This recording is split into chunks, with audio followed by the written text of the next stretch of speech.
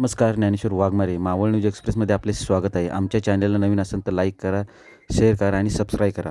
पार्थेवाडीचे महादेवी मंदिर 52वे शक्तिपीठ ठरावे. जगन्नाथ पाटील महाराजाचे कीर्तनात प्रतिपादन. भक्तीचा संदेश.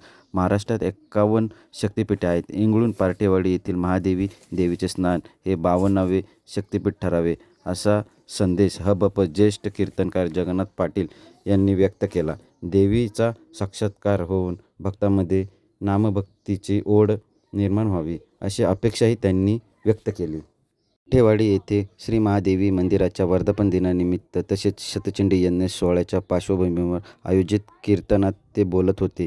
यंदा वर्धापन दिनाचे 14वे वर्ष साजरे करण्यात येत असून विविध धार्मिक कार्यक्रमांनी परिसर भक्तिमय झाला आहे. कीर्तनावेळी गायनाचार्य, मृदंगमणी, हार्मोनियम वादक तसेच टाळकरी यांनी सुरेल साथ दिली. पंचक्रोशीतील भाविकांनी मोठ्या संख्येने उपस्थित राहून कार्यक्रमास उत्स्फूर्त प्रतिसाद दिला. यावेळी भाविकांसाठी अन्नदान करण्यात आले. महादेवी सेवा प्रतिष्ठान, दत्त सेवा भजनी मंडळ, महादेवी सेवा भजनी मंडळ तसेच समस्त ग्रामस्थ इंगळूण पार्थेवाडी यांनी कार्यक्रमाच्या यशस्वी आयोजनासाठी परिश्रम घेतले. कार्यक्रमाचे सूत्रसंचालन नारायण पांगारे यांनी केले.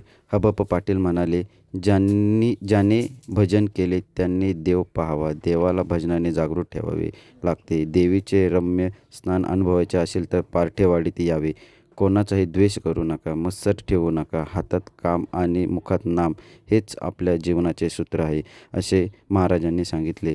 संदीपजी टकले यांनी 3 दिवस कार्यक्रमाचे खूप मोठे आयोजन केले आहे. मावळातील नागरिकांना त्यांनी आवाहन केलं आहे, आमच्या कार्यक्रमाला आवर्जून यावे व तुमची उपस्थिती प्रार्थनीय आहे आणि कार्यक्रमाची शोभा वाढवावी.